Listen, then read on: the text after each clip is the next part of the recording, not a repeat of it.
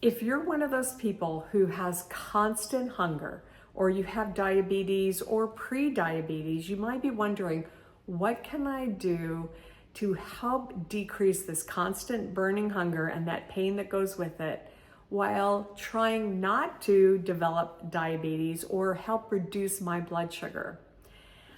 I'm Nurse Barb. I'm a women's health nurse practitioner, and I've taken many courses in gestational diabetic management.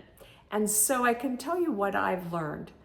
Many people who have pre-diabetes also have something called insulin resistance. And what that means is that when they eat food for fuel, let's say they have a piece of bread or they have some cereal in the morning, those carbohydrates get turned into, metabolized into sugar.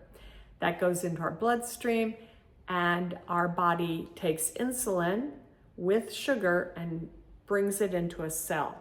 With insulin resistance, unfortunately, the cell doesn't open the door, and it's really hard to get that sugar into the cell.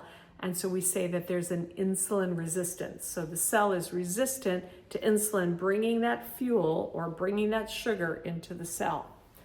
What do? Well, the best thing you can do is to talk to your healthcare provider and get a blood test to make sure you're not already in diabetes. That's a hemoglobin A1C. It's a blood test that really gives a snapshot of the last 3 months of your overall blood sugar. And we want it to be less than 6.5. If it's in the high fives, like 5.8 or 5.9, that's considered pre-diabetes, but it's not too late. You can bring your blood sugars down. How do you do that? Well, by decreasing the amount of fuel that makes sugar. So carbohydrates are what makes sugar in our blood. What's a carbohydrate? Well, it's all the things we all love. It's bread, it's pasta, it's muffins and cakes and cookies, it's sweets and jams. It's also things like corn and beans, but these are complex carbohydrates. Our body takes a lot more fuel to break them down. A potato is a complex carbohydrate, but French fries and chips, crackers, those are simple carbohydrates, and those simple carbohydrates get turned into sugar really quickly in our body. What about fruit? Well, having a whole apple with a lot of pectin and fiber, that's considered a complex carbohydrate because your body needs a lot of energy to break down all the pectin and the fibers. But drinking fruit juice is just like getting a full dose of just liquid sugar. So what do you do if you feel constantly hungry all the time? Number one is you want to keep track of how you're feeling. You can write it down, you can put it into your smartphone. And what you want to do is start by changing your diet and reducing the amount of carbohydrates. Many people do this by following a keto diet or an Atkins diet or a low carb or no carb diet. I don't like to use the word diet, so we could call it a healthy eating plan. But basically, try for the next 3 days to reduce the amount of carbohydrates you have throughout the day. Think about breakfast as something like having eggs with cheese or eggs with ham or bacon, right? That sounds really good. Those are all low carb. Or you could have non-fat yogurt with some nuts in it. Having something that is very filling but no carbohydrate will typically, for most people, cause them to not feel hungry for 2 or 3 hours, and it helps reduce that constant hunger.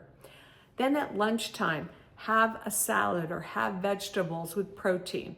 That might look like a Caesar salad with no croutons and chicken on top, or shrimp, or salmon, or if you're a vegetarian, with some tofu.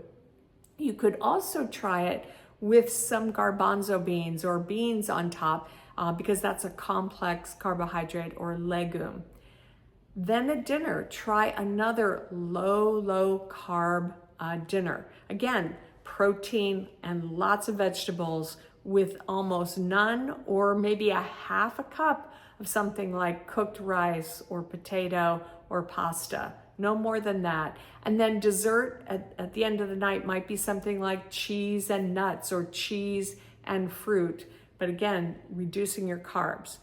Two things will happen. The first thing is that you'll get a headache. All right, I want you to know right away, you're not gonna like this. You'll get a headache as your body changes and goes to a very low carb diet. Number two, you'll probably notice that you feel fuller faster. You don't have to eat as much. And the signals from your stomach to your brain will say, I'm not hungry all the time. I don't have to eat constantly.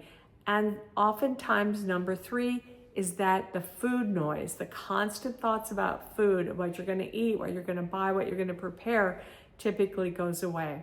Track it if you can. This is not about weight loss. This is about feeling better and not having that burning pain in your stomach. So keep track of it. You can also send me a comment below. You can hit like and subscribe if this has been helpful for you. But I want you to know that if you have a constant burning hunger, it probably means there's a little insulin resistance. There's a slight risk of developing diabetes later on, but there's a lot you can do to take control of your health, not go into a diabetic state, right? Where now you have diabetes and trying to overcome that is really difficult, but take control by changing your diet a little bit. Once you've done at least 3 days and you see how you feel, if you feel better, then you can continue and maybe move to a low carb diet or low carb way of healthy eating and adding in more whole grains and beans into your diet. So remember, you have control over what you eat. Sometimes it feels like you don't have control, but being very conscious and very, very aware of having those foods available in your house or in your fridge so that you're not reaching for a bag of chips or a glass of fruit juice when you're hungry will make all the difference. So prepare, keep track, low carb, and let me know how it goes.